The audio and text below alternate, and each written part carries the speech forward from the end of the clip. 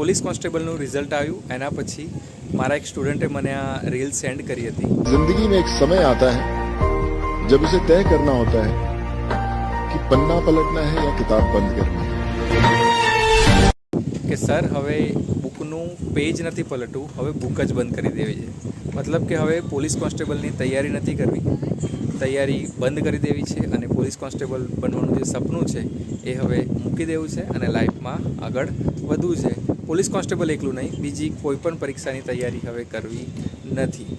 તો એવું ઘણા બધા સ્ટુડન્ટને લાગતું હશે, પણ દેખો આસાનીથી તો સરકારી નોકરી મળતી નથી. બહુ બધા વિદ્યાર્થીઓ તૈયારી કરતા હોય છે અને જો તમે ફેલ થયા છો બરાબર પાર્ટ એ અને પાર્ટ બી બંનેમાં, તો તમારા માટે ચિંતાનો વિષય છે. પરંતુ જો તમે મેરિટમાં થોડા માટે રહી ગયા હોય તો મતલબ કે તમે થોડા નજીક છો, તમે કેપેબલ છો પાસ થવા માટે અને તમે મહેનત કરી શકો છો, આગળ વધી શકો છો. પાર્ટ એ અને પાર્ટ બીમાંથી કોઈ એકમાં તમે ફેલ હોય અથવા તો બંનેમાં તમે ફેલ હોય તો તમારે વધારે મહેનત કરવી પડશે, કારણ કે તમે જે મિનિમમ ક્વોલિફિકેશનના જે માર્ક્સ છે એ બી તમે હાસિલ નથી કરતા.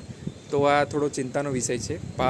પાસિંગ માર્ક્સ તો તમારે લાવવા જરૂરી છે. મેરિટમાં જે લોકો રહી ગયા છે તો એ લોકોએ તૈયારી મારા ખ્યાલથી તો ચાલુ રાખવી જોઈએ, કારણ કે આ વર્ષે નહીં તો આવતા વર્ષે પોલીસ કોન્સ્ટેબલની ભરતી તો આવતી જ રહેશે અને મોટી સંખ્યામાં જ આવતી રહેશે. અત્યારથી તૈયારી તમે ચાલુ રાખશો બરાબર, બેઝિક તમારો સ્ટ્રોંગ કરી દેશો તો તમને જે ભરતી આવશે બરાબર એમાં તમે આગળ રહેશો. તમે હમણાં તૈયારી બંધ કરી દેશો બરાબર, બ્રેક લઈ લેશો, પછી નોટિફિકેશન આવશે ત્યારે સ્ટાર્ટ કરશો તો એમાં તમને લોસ જશે, ચોક્કસ લોસ જશે.